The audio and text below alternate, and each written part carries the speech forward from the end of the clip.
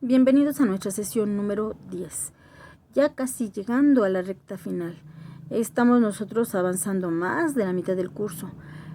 Afortunadamente pues vamos bien, ¿no? Dentro de lo que cabe vamos de forma acertada. Ya al final, antes de despedirme de ustedes, mencionaremos lo relativo a lo que sigue para efecto de la calificación que vamos a obtener, ¿no? Después de todo. Ahora, lo que tenemos que indicar a continuación es, por supuesto, recordar en qué nos quedamos la sesión anterior, porque ustedes recuerdan, ¿verdad? Ya estábamos hablando nosotros de la parte dogmática y de la parte orgánica de la Constitución. No lo deben de perder de vista porque es muy importante que ustedes recuerden. Se les comparte a ustedes apuntes, pero de repente esos apuntes son para complementar lo que aquí se indica. Es decir, es diverso, ¿no? De repente puedo yo ampliar la información un poco más en los apuntes, o en su defecto puedo estar ampliando la información en el material que les estoy enviando, o en su defecto, ¿sí? Por si los revolví yo solita, en su video, en su grabación, ¿ok?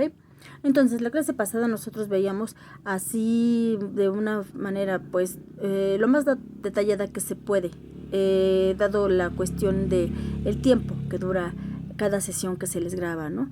En relación a la parte dogmática.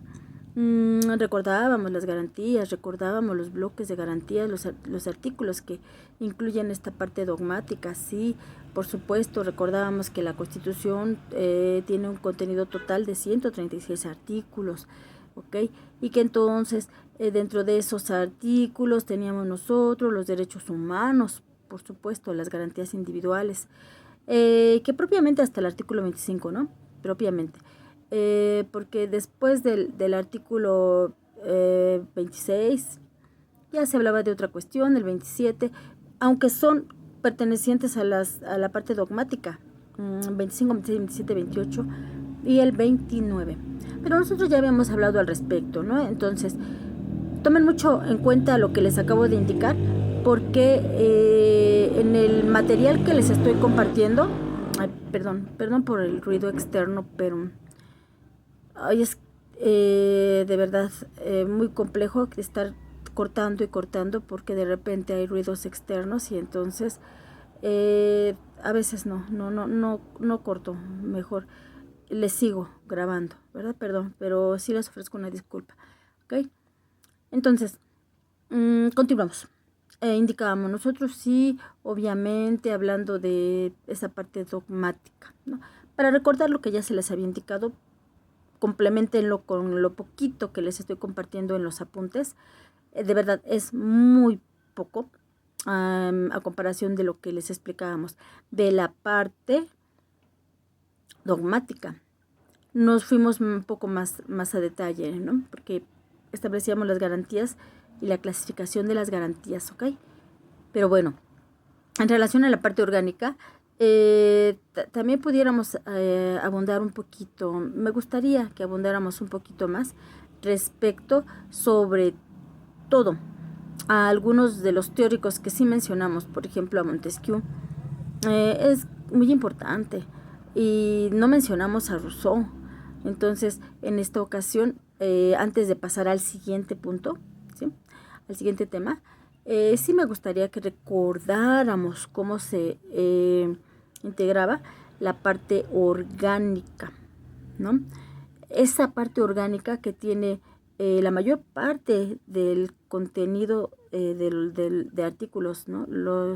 El articulado que forma esta parte orgánica es la mayoría de los artículos de la Constitución. Entonces, qué importante es, porque es del 30 al 136. Ya lo habíamos visto en los primeros 38 artículos, cómo se hablaba de la población.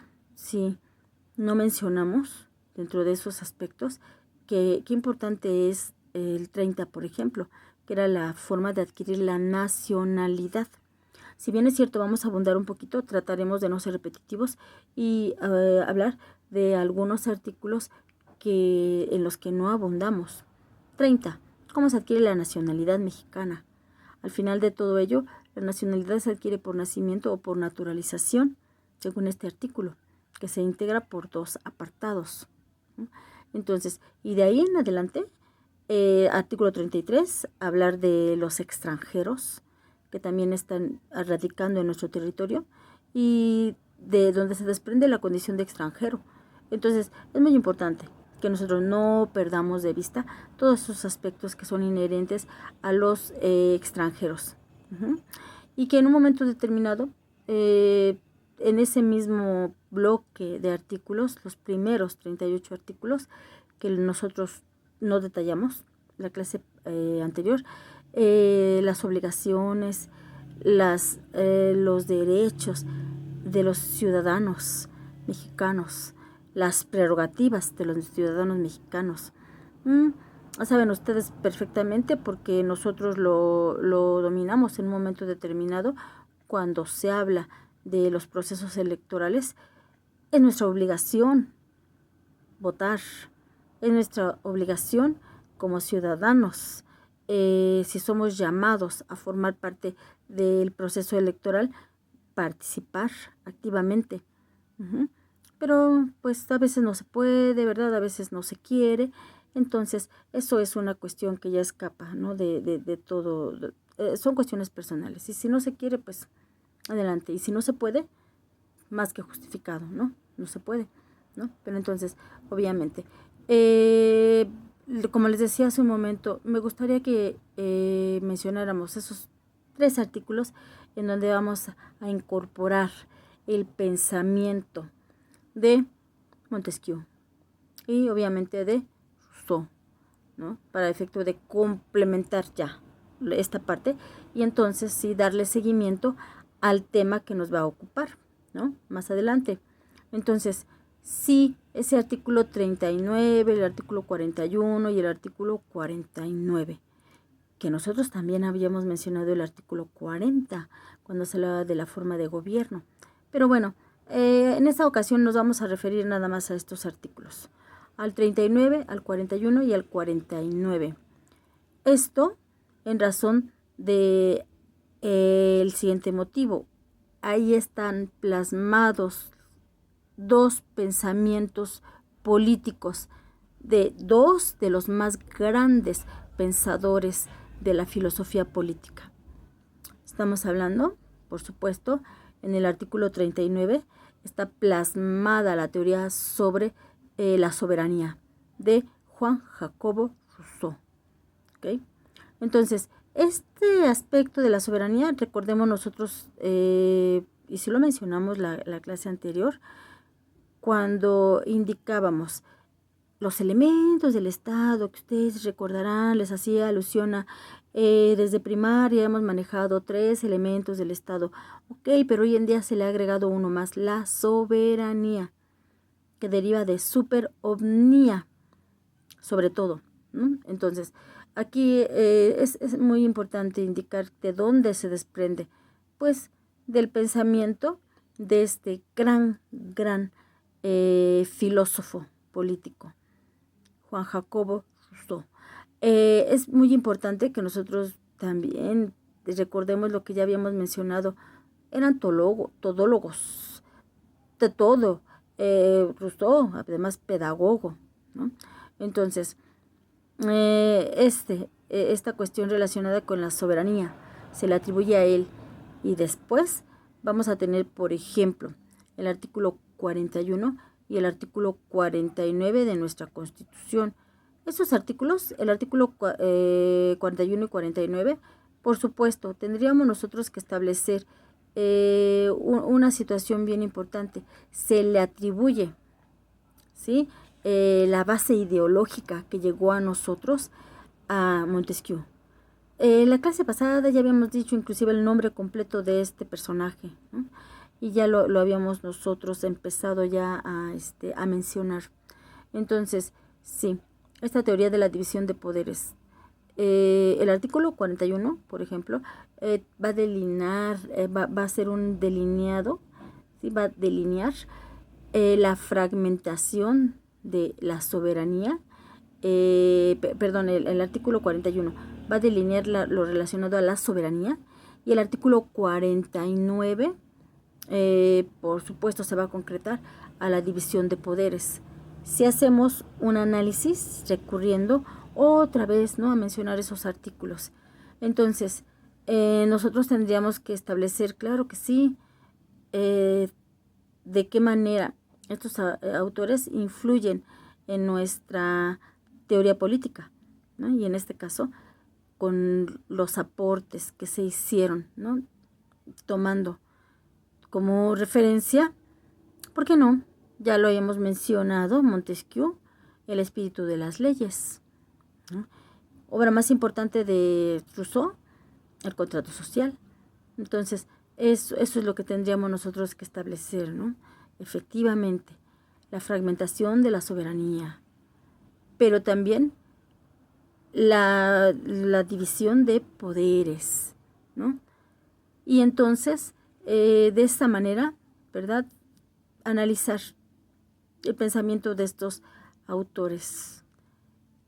Ambas teorías son fundamentales, ¿no?, para entender, por supuesto, chicos, nuestro constitucionalismo mexicano, ¿sí? Eso es muy, muy importante. Cómo se estructura, cómo se organiza el Estado mexicano, ¿no? Y entonces, ambas teorías son fundamentales para entender la naturaleza del Estado mexicano, ¿ok? Bueno, entonces, perdón, si nosotros hacemos alusión a ello, es porque, pues definitivamente, no lo podemos separar, ¿no? Así como más adelante nosotros vamos a hablar de otros aspectos, relacionando, por supuesto, siempre relacionando a nuestra Constitución. Esto no quería pasarlo por alto, ¿ok? Pero ahora veamos nosotros. Cierto, en los demás artículos que ya les mencionaba, también se habla de aspectos fundamentales, ¿no? Nuestra Constitución es una Constitución muy importante, ¿no?, para Latinoamérica. Lo mencionábamos en algún momento, como de nuestra Constitución se desprende que el hecho de considerarla la primer constitución en el mundo que plasmó garantías sociales. Y sí, lo habíamos ya mencionado, vamos a recordarlo. Los 3 preceptos que son la piedra angular de las garantías sociales van a ser el artículo 3º, el artículo 27 y el artículo 123 constitucional.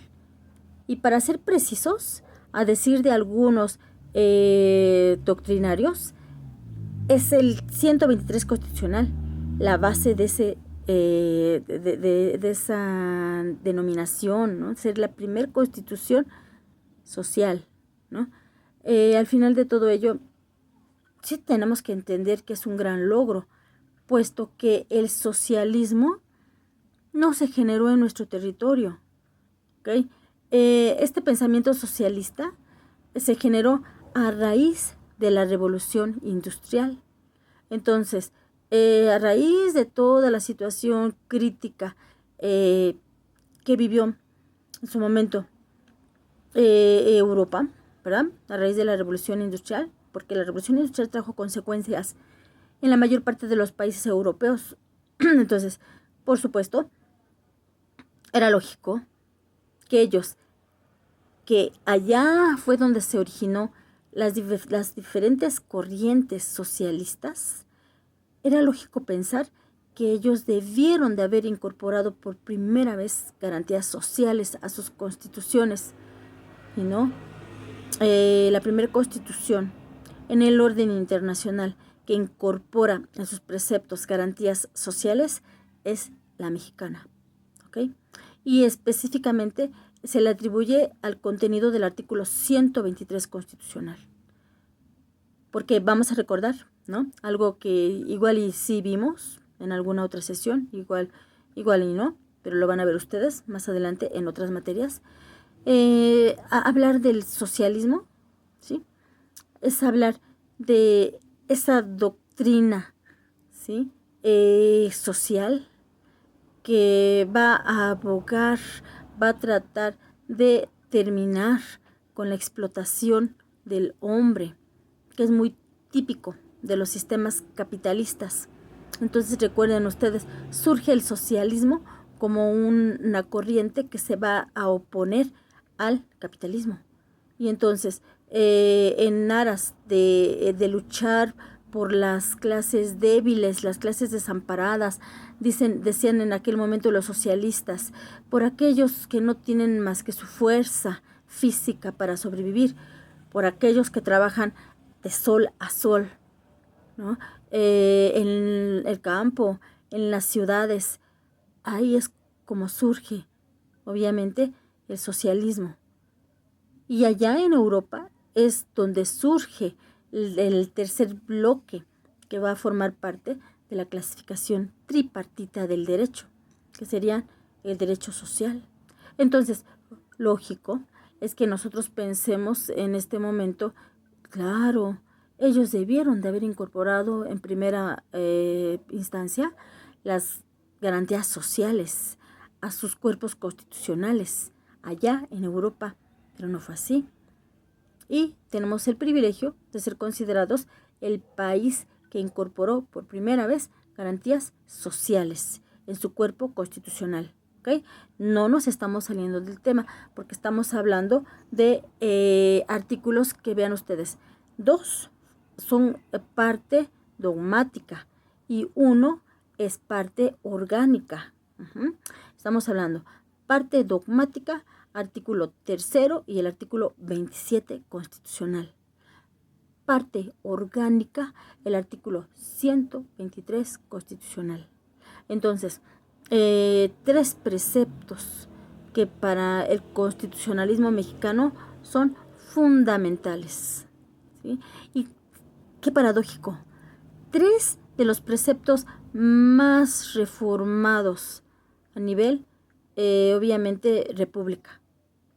Yo les dije en un momento dado, la sesión anterior, la Constitución mexicana es la más reformada en Latinoamérica. ¿Sí? Es la más reformada. Entonces, claro, se pudiera pensar que esto corresponde a una necesidad. ¿Cuál va a ser esa necesidad? La de llegar a pues adecuarse a la realidad en la que vivimos. Entonces es imposible que la sociedad avance y que las constituciones o las leyes se queden así estancadas, que se transformen en algo obsoleto. Eso es algo que no podemos permitir. ¿Estamos de acuerdo? Por lo tanto, tenemos esta cuestión de la flexibilidad que ya les había mencionado. La reformabilidad y la flexibilidad es una de las características de la Constitución y de ahí se deriva la necesidad de reformarlas. Es algo inherente a nuestra Constitución. No podemos dejar de reformarla, adecuarla. Pero también, como ya les había mencionado en algún momento, y recuérdenlo, ¿no? En este sentido, no podemos también pues pensar que no sería más fácil que se abrogara la Constitución y entonces que se generara una nueva Constitución que fuera más adecuada a esas necesidades de las que se habla continuamente, a esas necesidades que responden a la realidad en la que vivimos. Sería lo mejor, ¿no? Sería lo más viable. Reformar es estar continuamente tapando los huecos que van quedando, ¿no? Lo ideal sería abrogarla y entonces generar una nueva Constitución, ¿no? Pero bueno, al final de cuentas, sí es cierto, con esto y con lo que ya les explicábamos en la clase pasada, terminaríamos con este tema de la parte dogmática y la parte orgánica de nuestra Constitución. ¿Okay? Lo que nos resta ahora es empezar un nuevo tema, que es lo que vamos a hacer en un momento, por favor.